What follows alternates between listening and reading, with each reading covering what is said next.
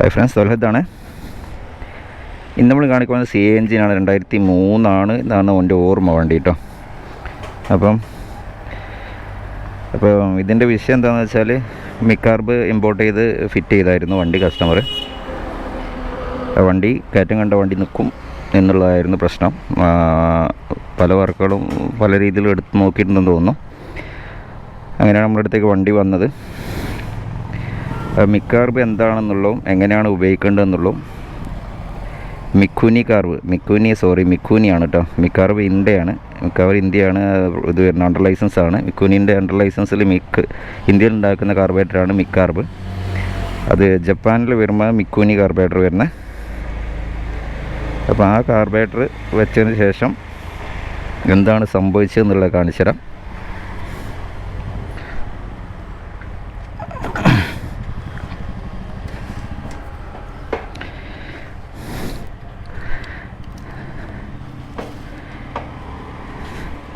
ഈ carburettor customer വാങ്ങിച്ചേക്കുന്ന price എന്നോട് പറഞ്ഞ് 13,000 രൂപയാണ് കേട്ടോ. അപ്പം ഇതിൻ്റെ ശരിക്കുള്ള പ്രൈസ് അറിയുന്നവരൊന്ന് കമൻറ്റ് ചെയ്യുക കേട്ടോ. അവിടുന്ന് പുറത്തതിൻ്റെ പ്രൈസ് എത്ര വരുന്നതെന്നുള്ള 13,000 രൂപ ചിലവ് വന്നു കാർബറേറ്ററിന്. പിന്നെ കൊണ്ടുവരാനുള്ള പൈസ വേറെ വന്നു എന്നാണ് പറഞ്ഞത്. എന്തായാലും എൻ്റെ യഥാർത്ഥ റേറ്റ് അറിയുന്നവരൊന്ന് കമൻറ്റ് ചെയ്യുക കേട്ടോ.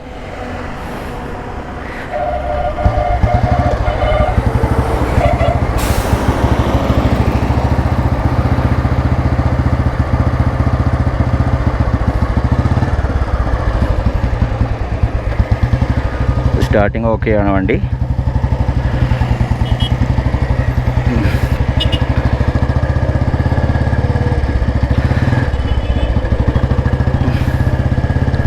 ഇപ്പോൾ ഈ വണ്ടി പോകണം നോക്കട്ടോ.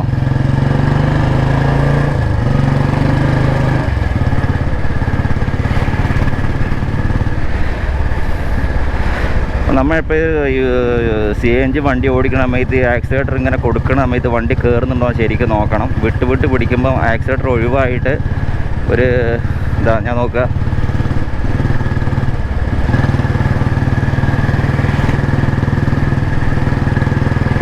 ഞാനിപ്പോൾ ത്രോട്ടിൽ കൊടുക്കുകയാണ്. പക്ഷേ ആ ത്രോട്ടിൽ ഒഴിവാക്കി എടുക്കുമ്പോൾ യാതൊരു മിസ്സിങ്ങും ഇല്ലാതെ യാതൊരു ലാഗും ഇല്ലാതെ വണ്ടി കയറി പോകുന്നുണ്ട്. അങ്ങനെയല്ല എങ്കിൽ നിങ്ങൾ കാർബറേറ്ററിൻ്റെ ട്യൂണിങ് ബാക്കിയുള്ള കാര്യങ്ങളൊക്കെ ഒന്ന് ശ്രദ്ധിക്കുക കേട്ടോ. ടൈമിങ് വരെ ശ്രദ്ധിക്കണം.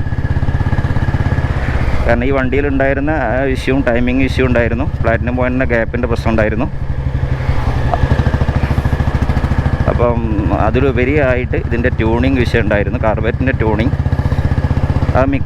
മിക്കൂനി കാർബറേറ്റർ എന്ന് പറഞ്ഞാൽ ജപ്പാനീസ് കാർബറേറ്ററാണ്. അതിൻ്റെ ക്വാളിറ്റി ഒന്ന് വേറെ തന്നെയാണ്, അതൊന്നും പറയാനില്ല. അതിൻ്റെ അണ്ടർ ലൈസൻസ് ഉള്ള ഒരു പ്രോഡക്റ്റാണ് മിക്കാർബ് ഇന്ത്യ. അപ്പോൾ മിക്കാർബ് ഇന്ത്യ, നിങ്ങൾ മിക്കാർബ് വാങ്ങിക്കുന്നതാണെങ്കിൽ മിക്കാർബ് തന്നെയാണ് കാർബറേറ്ററിൽ. ഇപ്പോൾ സ്പാക്കോൻ്റെ റോയൽ എൻഫീൽഡിൻ്റെ കാർബറേറ്റർ വരുന്നുണ്ട്. അതിനേക്കാളൊക്കെ നല്ലത് മിക്കാർബ് കിട്ടണം. അതിന് നല്ലത്. കാരണം അതിൻ്റെ E20 പെട്രോളിനൊന്നും വലിയൊരു വിഷയമല്ലാത്ത അതിൽ മെറ്റൽ പാർട്സാണ് കൂടുതലും വരുന്നത്. അതിൻ്റെ ഫ്ലോട്ട് പിന്നൊന്നും റബ്ബർ അല്ല, മെറ്റൽ തന്നെയാണ് വരുന്നത്. അതുകൊണ്ട് മിക്കാർബ് E20 കാർബറേറ്റർ ആയിക്കഴിഞ്ഞാൽ വലിയൊരു വിഷയമല്ല. ഇടയ്ക്കൊന്ന് ക്ലീൻ ചെയ്യേണ്ടി വരുന്നല്ലാതെ വേറെ പ്രശ്നങ്ങളൊന്നും ഉണ്ടാവാൻ സാധ്യത വളരെ കുറവാണ് കേട്ടോ, എൻ്റെ ഒരു എക്സ്പീരിയൻസിൽ. അതേമാതിരി തന്നെ മിക്കാർബും ഈ മിക്കൂനി കാർബും അതിൻ്റെ ആ ഒരു തന്നെയാണ്. അത്യാവശ്യം നല്ല ക്വാളിറ്റിയിലെ പ്രൊഡക്റ്റാണ്. ഇത് വർക്ക് എടുക്കുന്ന സമയത്ത് അടുത്ത പ്രാവശ്യം ഞാൻ കാണിച്ചു തരാം മിക്കാറും മിക്കൂനി കാർബറേറ്ററും തമ്മിലുള്ള മാറ്റം എന്താണെന്നുള്ളത്. അപ്പോൾ ബേസിക്കലി ഈ ഒരു കാർബറേറ്റർ എല്ലാവരും വാങ്ങി വെക്കാറുള്ളത് ഒന്ന് മൈലേജ് കിട്ടാൻ വേണ്ടിയിട്ടാണ്, ഒന്ന് ഫൈൻ ട്യൂണിങ്ങിന് വേണ്ടിയിട്ടാണ്. അപ്പോൾ സാധാരണ ഒരു മിക്കാർബ് ഇന്ത്യൻ്റെ ഒരു മിക്കാർബ് വാങ്ങിക്കുന്ന സമയത്ത് ഒരു VM24 മോഡൽ കാർബറേറ്റർ വാങ്ങിക്കുന്ന സമയത്ത് നമുക്ക് പ്ലഗ് ആൻഡ് പ്ലേ ആണ്. നമുക്ക് ഡയറക്റ്റ് ഫിറ്റ് ചെയ്ത് വണ്ടി ഓടാൻ പറ്റും. അപ്പോൾ ചെറിയൊരു ട്യൂണിങ് മാത്രം ചെയ്താൽ മതിയാവും. പക്ഷേ ചിലത് ട്യൂണിങ് ആവശ്യം ഉണ്ടാവില്ല. പക്ഷേ മിക്കാർബ് വെക്കുന്ന സമയത്ത് കുറച്ച് കാർബറേറ്റർ കുറച്ച് എക്സ്പെൻസീവാണ്. അതിൻ്റെ ക്വാളിറ്റി ഒന്ന് വേറെ തന്നെയാണ്. അത് വേറെ ഒന്നുമില്ല, കാസ്റ്റിംഗ് ക്വാളിറ്റി പറഞ്ഞാൽ നല്ല ഒരു 1.5 ക്വാളിറ്റി തന്നെയാണ് മിക്കൂനി കാർബറേറ്ററിൻ്റെ വരുന്നത്. അപ്പോൾ അതിൻ്റെ വിഷയം വെച്ചാൽ അതിനനുസരിച്ച് ട്യൂൺ ചെയ്ത് എടുക്കണം എന്നുള്ള വലിയൊരു ടാസ്ക്കുള്ള പണിയാണ്. അതറിയുന്നവർക്ക് സിമ്പിളാണെങ്കിലും കൂടെ. അപ്പോൾ ഇതിൻ്റെ നമ്മളടുത്ത് കിട്ടിയിരിക്കുന്നത് അത് ജെറ്റൊക്കെ മാറ്റി വെച്ചിട്ട് മിക്കാർബിൻ്റെ തന്നെ ജെറ്റ് മിക്കൂനി കാർബറേറ്ററിൽ സെറ്റ് ചെയ്ത ശേഷമാണ് വരുന്നത്. മെയിൻ ജെറ്റ് വരുന്നത് 90 VM24 വരുന്നത്. ഇതിൻ്റെ 85 വരുന്നത്. അപ്പോൾ ശരിക്കും ഇത് കുറച്ച് മൈലേജ് ഓറിയൻറ്റഡ് ആയിട്ട് മൈലേജിന് ആണ് ഈ കാർബറേറ്റർ കൂടുതലായിട്ട് ഉപയോഗിക്കുന്നത്. ഇപ്പോൾ നോർമലായിട്ട് ഫിറ്റ് ചെയ്ത് വല്ല ട്യൂണിങ്ങും എല്ലാ സമയത്തൊന്നും സംഭവിക്കുക വെച്ചാൽ മൈലേജ് കിട്ടുമെങ്കിൽ പെർഫോമൻസ് കുറച്ച് ബാക്കോട്ടായിരിക്കും കേട്ടോ. അതിൽ യാതൊരു സംശയമില്ല. പെർഫോമൻസ് എന്ന് പറഞ്ഞാൽ വണ്ടി കയറ്റവും ഒക്കെ വലിച്ച് കൊണ്ടുപോകാൻ കുറച്ചൊരു ബുദ്ധിമുട്ടുണ്ടാവും വണ്ടിക്ക്. അപ്പോൾ നോർമലി അങ്ങനെയാണെന്നുണ്ടെങ്കിൽ അങ്ങനെ കയറ്റം വലിക്കണം, വലിയ പിക്കപ്പ് രണ്ടും കൂടെ വേണം ഒരു കാര്യം നടക്കില്ല. ഒന്നുകിൽ മൈലേജ് എല്ലാം കിട്ടും, അതല്ലെങ്കിൽ പെർഫോമൻസ് കിട്ടും. ആ രീതിയിൽ നമുക്ക് സെറ്റ് ചെയ്യാൻ പറ്റുള്ളൂ. എന്നാലും മാക്സിമം നമുക്ക് സെറ്റ് ചെയ്തെടുക്കാൻ പറ്റും കേട്ടോ. അപ്പോൾ ഫൈൻ ട്യൂണിങ് നിർബന്ധമായിട്ടുള്ളൊരു ഇതാണ് മിക്കുനി കാർബറേറ്റർ. അത്യാവശ്യം നല്ല എക്സ്പീരിയൻസ് ആയിട്ടുള്ള മെക്കാനിക്കിന് ട്യൂൺ ചെയ്ത് എക്സ്പീരിയൻസ് ആയിട്ടുള്ള മെക്കാനിക്കിന് ട്യൂൺ ചെയ്തെടുക്കാവുന്നേ ഉള്ളൂ. അപ്പോൾ അതാണ് മിക്കുനി കാർബറേറ്ററിൻ്റെ ഒരു പ്രശ്നം എന്ന് പറഞ്ഞാൽ ഡയറക്റ്റ് പ്ലഗ് ചെയ്ത് നമുക്ക് അതേമാതിരി ഓടിക്കാൻ പറ്റില്ല. വണ്ടി ഓടും, സ്റ്റാർട്ടാവും, ഓടും. ബുള്ളറ്റ് ഒരു വണ്ടി ഓടുന്ന മാതിരി ഓടും. ആ ഒരു ബുള്ളറ്റിൻ്റെ ശരിയായുള്ള പെർഫോമൻസ് ഔട്ട് എടുക്കണം നമ്മൾ ഫൈൻ ട്യൂണിങ് നിർബന്ധമായിട്ടുള്ള സംഗതിയാണ് ഈ വണ്ടി കാർബറേറ്ററിന്. അപ്പോൾ ഈ ഒരു വണ്ടിയുടെ പ്രശ്നം എന്ന് പറഞ്ഞാൽ കയറ്റം കയറി വണ്ടി നിൽക്കുമായിരുന്നു. ഞാൻ നോക്കി കാണിച്ചു തരാം കേട്ടോ. കയറ്റം കയറി വണ്ടി നിൽക്കുമായിരുന്നു. ഇപ്പോൾ ഈ കസ്റ്റമർ തന്നെയാണ് വീഡിയോ ചെയ്യുമെന്ന് ചോദിച്ചാൽ എന്നോട് പറഞ്ഞിട്ടുള്ളത്. അപ്പോൾ ഞാനത് കയറ്റം കയറ്റുകയാണ് വണ്ടി. അപ്പോൾ നമ്മളെ ഏരിയ കുറച്ച് കയറ്റം ഇറക്കമൊക്കെ ഉള്ള ഏരിയ ആണ്. അതുകൊണ്ട് നമുക്ക് ഈ വണ്ടി ടെസ്റ്റ് ഡ്രൈവ് എടുത്താനും എല്ലാ രീതിയിൽ പെർഫോമൻസ് ടെസ്റ്റ് എടുത്താനും നമ്മളെ ഈ ഒരു റോഡിൻ്റെ ഈ ഒരു കയറ്റം ഇറക്കം എന്നെ നല്ലതാണ് സഹായിക്കാറുണ്ട്. അപ്പോൾ നമ്മളെല്ലാവരും ചെയ്യുന്നൊരു വിഷയമാണ് കാർബറേറ്റർ ട്യൂൺ ചെയ്ത് അങ്ങ് വിടും. ഒരു നിരന്ന റോഡിന് ഓടിച്ച് നോക്കും. അപ്പം കുഴപ്പമൊന്നും ഉണ്ടാവില്ല. അപ്പോൾ എന്നാലും അറിയാമെങ്കിലും ശരിയായ രീതിയിൽ അറിയാമെന്നുണ്ടെങ്കിൽ ഒരു കയറ്റം ഇറക്കുക മാത്രമേ കാർബറേറ്ററിൻ്റെ ട്യൂണിങ് കറക്റ്റ് ആണോ എന്ന് നമുക്ക് മനസ്സിലാക്കാൻ പറ്റുള്ളൂ. ഇത് നോക്കത് ടോപ്പ് ഗിയറിലാണ് വണ്ടി വലിച്ചു പോകണം കേട്ടോ. നോക്കണേ, മുമ്പുണ്ടായിരുന്ന വണ്ടി വലി മുട്ടിയിട്ട് വണ്ടി അവിടെ നിൽക്കലായിരുന്നു. ഇപ്പോൾ കസ്റ്റമർ പല രീതിയിൽ ചെക്ക് ചെയ്യുന്നതാണ് പറഞ്ഞ് കാർബറേറ്റർ പെട്രോൾ തീരുകയാണോ ഒന്നും അറിയാതെ ഗിയർ മാറിയാൽ ചേഞ്ച് ചെയ്താൽ വരെ വണ്ടി വലിക്കില്ല കേട്ടോ. ആ രീതിയിലുണ്ടായിരുന്നേ. വണ്ടി ഫുൾ തിരക്കാണ് റോഡ്.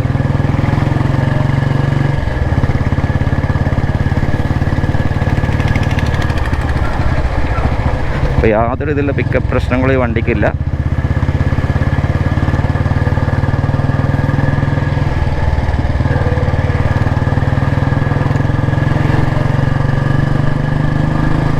സാധാരണ വണ്ടി കയറി പോകണ നേരിയ തന്നെ ത്രോട്ടിൽ കൊടുക്കുന്ന അനുസരിച്ച് കയറി പോകേണ്ട. ഈ ത്രോട്ടിലിന് യാതൊരു ലാഗും കാണിക്കുന്നില്ല. നോക്കുക,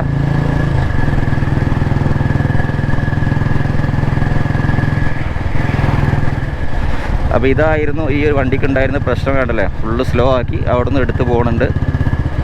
തുപ്പലോ കാര്യങ്ങളോ ഒന്നുമില്ല കേട്ടോ. അപ്പോൾ അതേമാതിരി കാർബറേറ്റർ ട്യൂണിങ്ങിൻ്റെ വലിയ വണ്ടി വലിക്കാന്നുണ്ട് മാത്രമല്ല വണ്ടി കയറ്റം ഇറങ്ങി പോകുമ്പോൾ സ്മൂത്തായിട്ട് ഇറങ്ങി പോകേണ്ടി പോകണം. വണ്ടി ബാക്ക് ഫയറിങ് ഒന്നും ഇല്ലാത്ത രീതിയിൽ, യാതൊരു പിടിച്ചുവലില്ലാത്ത രീതിയിൽ വണ്ടി കയറ്റം ഇറങ്ങി കൂടി പോകണം വണ്ടി. അപ്പോഴാണ് കറക്റ്റ് ട്യൂണിങ് എന്ന് പറയാൻ പറ്റുള്ളൂ നമുക്ക്. നമുക്ക് ഇറക്കി നോക്കാം.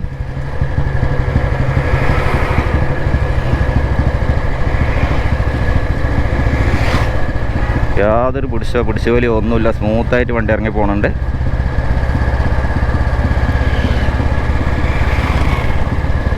അത് മിക്കുരിയുടെ ജപ്പാൻ്റെ കാർബറേറ്റർ വെക്കാൻ ആഗ്രഹിക്കുന്ന ആളുകൾ ഈ ഒരു കാര്യം ശ്രദ്ധിക്കുക, അത്ര മാത്രമേ ഉള്ളൂ. അതിൻ്റെ വില വെച്ച് നോക്കുകയാണെന്നുണ്ടെങ്കിൽ എനിക്കറിയില്ല, എൻ്റെ കറക്റ്റ് റേറ്റ് ഒന്നും എനിക്കറിയില്ല. കസ്റ്റമർ പറഞ്ഞാൽ 13 രൂപ ചിലവെന്നാണ് പറഞ്ഞാൽ അതിൻ്റെ പ്രൈസ് വന്നെന്നാണ് പറഞ്ഞിട്ടുള്ളത്.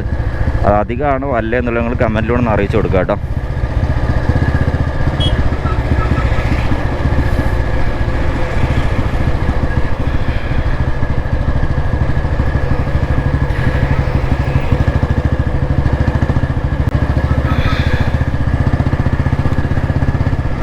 അപ്പോൾ നല്ല രീതിയിൽ പെർഫോമൻസ് ആയിട്ടുണ്ട് വണ്ടി. അപ്പം ഞാൻ എൻ്റെ അടുത്ത് കിട്ടുമ്പോൾ 90 ജെറ്റാണ് ഇട്ടിരുന്നത്. അപ്പം ഞാൻ അതിൻ്റെ സ്റ്റോക്ക് ജെറ്റാണ് ഇതിൽ ഇൻസ്റ്റാൾ ചെയ്തിട്ടുണ്ട്. നോക്കാം,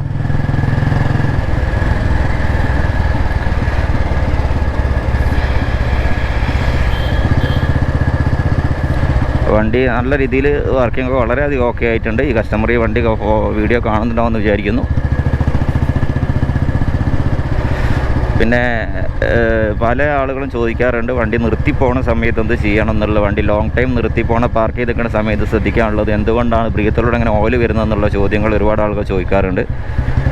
അപ്പോൾ അതിന് ഒരു ആൻസർ ഞാൻ പറയാറുള്ള പരമാവധി നമ്മൾ കൂടുതലായിട്ടും ക്രാങ്ക് കേസിൽ ഓയിൽ തന്നെ ക്രാങ്ക് കേസിൽ ഒരു 30 മില്ലി ഓയിൽ മാത്രം സാധാരണ ഗതിയിൽ ഉണ്ടാകാൻ പാടുള്ളൂ. ക്രാങ്ക് കേസിൻ്റെ ബോൾട്ട് അയക്കുന്ന 30 ml ഓയിൽ മാത്രമേ ഉണ്ടാവുള്ളൂ. അതിൽ ആവുന്ന ഓയിൽ കംപ്ലീറ്റ് അപ്പം കിട്ടുമ്പോൾ വലിച്ച് മുകളിൽ റോക്കറിലൂടെ അയക്കുക, പിന്നെ സർക്കുലേറ്റ് ചെയ്യുകയാണ് പതിവ്. ഓയിൽ സർക്കുലേഷൻ ഇതിന് മുമ്പ് വീഡിയോയിൽ ഞാൻ പറഞ്ഞിട്ടുണ്ട്, ചെയ്തിട്ടുണ്ട്. എന്നാൽ അതാണ് രീതി വരുന്നത്. അപ്പോൾ ഇത് കാലപ്പഴക്കം കൊണ്ട് മുമ്പ് പല ഇതിലും നമുക്ക് ടൈമിംഗ് കേസിൻ്റെ സൈഡിൽ വരുന്ന ക്രാങ്ക് ഷാഫ്റ്റ് ഒരു ബുഷാണ് വരുന്നത്.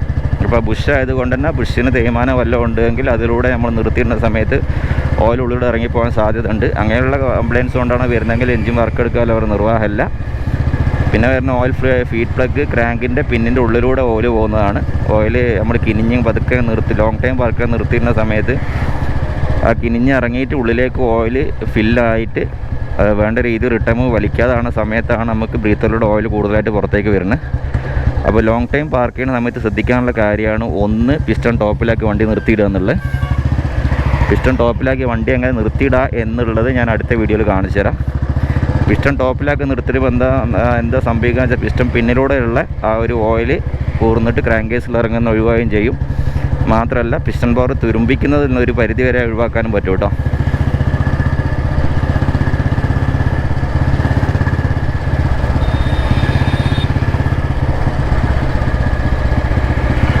അപ്പോൾ ഈ വണ്ടി പഴയ വണ്ടിയിൽ ഞാൻ മിക്കാർബ് ഫിറ്റ് ചെയ്യുന്നതിനെ കുറിച്ചാണ് പറഞ്ഞിട്ടുള്ളത്.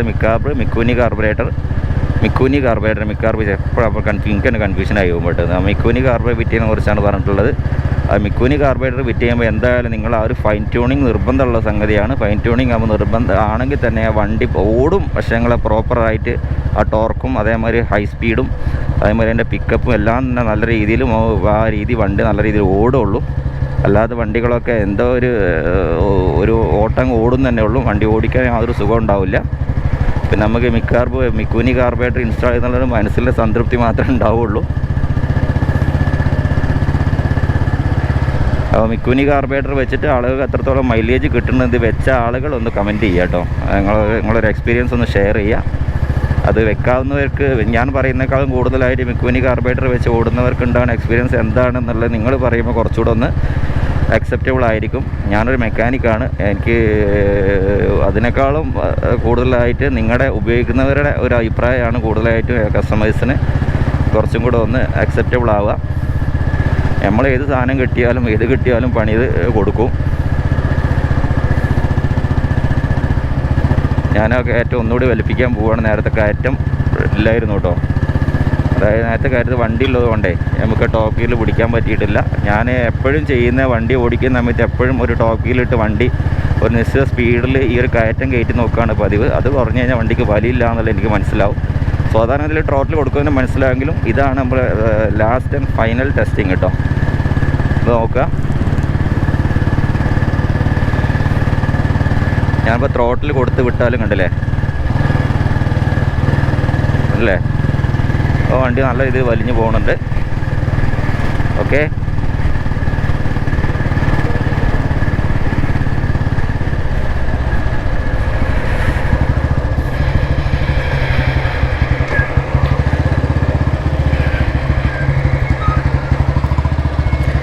പിന്നെ വേറൊരു ബുള്ളറ്റ് ഉപയോഗിക്കുന്ന വേറൊരു കാര്യമോട് എനിക്ക് പറയാനുള്ളത് ഗിയർ ബോക്സിൻ്റെ വർക്കാണ് കേട്ടോ. ഗിയർ ബോക്സ് എന്ന് പറഞ്ഞാൽ നല്ല രീതിയിൽ നമ്മളെ ക്യാഷ് കളയുന്ന ഒരു വിഷയമാണ് റോയൽ എൻഫീൽഡ് സംബന്ധിച്ചിടത്തോളം. വീണ്ടും അയച്ച് വീണ്ടും വർക്ക് എടുക്കുക എന്നുള്ള ഗിയർ ബോക്സ് സംബന്ധിച്ചിടത്തോളം ഇപ്പം തൊട്ട് മുന്നേ ഒരു നമ്മളൊരു സബ്സ്ക്രൈബറോ അതല്ലെങ്കിൽ യൂട്യൂബ് കാണുന്ന ഒരാൾ എന്നെ വിളിച്ചിരുന്നു. റീസെൻ്റ്ലി 16,000 രൂപ നമ്മൾ പിന്നെ ഗിയർ ബോക്സിന് ചിലവായി, രണ്ടാമത് വീണ്ടും അയച്ചു, വീണ്ടും റെഡിയായില്ല. അതിൻ്റെ ബെയറിങ്ങിൻ്റെ സീറ്റിങ്ങും കാര്യങ്ങളൊക്കെ പരിധി വരെ പോയിട്ട് നിങ്ങൾ ബെഡിന് തേയ്മാനം ഉണ്ടെങ്കിലും നിങ്ങളെ ഗിയർ ബോക്സ് മാറ്റിക്കളയാം. കാരണം ഈ ഒരു പൈസ മാത്രമേ ഗിയർ ബോക്സ് അസംബ്ലിക്ക് വരുന്നുള്ളൂ കേട്ടോ. അപ്പം വലിയ രീതിയിൽ വലിയ പൈസ ഒക്കെ മുടക്കി തന്നെ വണ്ടി വർക്ക്ഷോപ്പിൽ കയറ്റുന്നതിന് മുന്നേ ഗിയർ ബോക്സ് പണി തീരുമ്പോൾ എത്ര ആവുമെന്നൊക്കെ ചോദിക്കുക.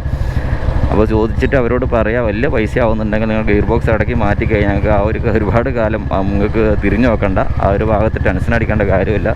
ഇത് ക്യാഷ് അങ്ങ് പോവുകയും ചെയ്യും. പിന്നെ രണ്ടാമത് ചിലപ്പോൾ അതൊന്നും റെഡിയാവാതെ പിന്നെ വീണ്ടും നമ്മൾ ഈ പൈസ മുടക്കി സാധനം മാറ്റി വെക്കാൻ വേണ്ട വരും കേട്ടോ. അപ്പോൾ മെക്കാനിക്സിനോട് സ്ഥിരമായി നിർബന്ധമായിട്ടും ചോദിച്ച് മനസ്സിലാക്കി എത്രത്തോളം ചിലവ് വരും എന്നുള്ളത്. വല്ലാതെ ചിലവ് വരും എന്ന ഒരു സംഗതിയാണ് എന്നുണ്ടെങ്കിൽ 10 മുകളിലൊക്കെ പോകുന്ന റേറ്റൊക്കെയാണ് എന്ന് നിങ്ങൾ പറയുന്നതെങ്കിൽ എന്തായാലും ഗിയർ ബോക്സ് മാറ്റിക്കളയാം കേട്ടോ. അപ്പോൾ എനിക്ക് ഇപ്പം കിട്ടിയൊരു പിന്നെ ഒരു കോളിൻ്റെ അടിസ്ഥാനത്തിലാണ് ഞാൻ ഈ ഒരു കാര്യം പറയുന്നത്. അപ്പം ഇനിയുള്ള ഇതിൽ അടുത്ത വീഡിയോയിൽ ഞാൻ CNG നിർത്തിയിടുമ്പോഴും അതെങ്ങനെയാണ് ക്രാങ്ക് കേസിലേക്ക് ഓയിൽ വരുന്നതെന്നുള്ളതും ബ്രീത്തറിലൂടെ ഓയിൽ അമിതമായി വരുമ്പോൾ എങ്ങനെ ചെയ്യണം എന്നുള്ള വീഡിയോ അടുത്ത് ഞാൻ ചെയ്തുതരാം. നമുക്ക് ഓരോ വണ്ടിയുടെ വർക്ക് എടുക്കുമ്പോൾ മാത്രം സമയം കിട്ടുമ്പോൾ മാത്രമേ വീഡിയോ ചെയ്യാൻ പറ്റുള്ളൂ കേട്ടോ.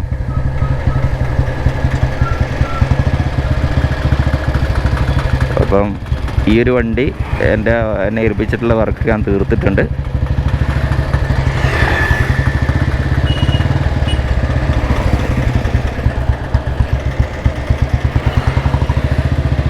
ഞാനൊരു വീഡിയോ ചെയ്യാൻ ഞാൻ മനസ്സിൽ കരുതിയല്ലായിരുന്നു. അപ്പോൾ ഞാൻ കസ്റ്റമർ പറഞ്ഞു അത് വീഡിയോ നിങ്ങൾ ചെയ്യണമെന്ന് പറഞ്ഞപ്പോഴാണ് ഞാൻ വീഡിയോ ചെയ്യുന്നത്.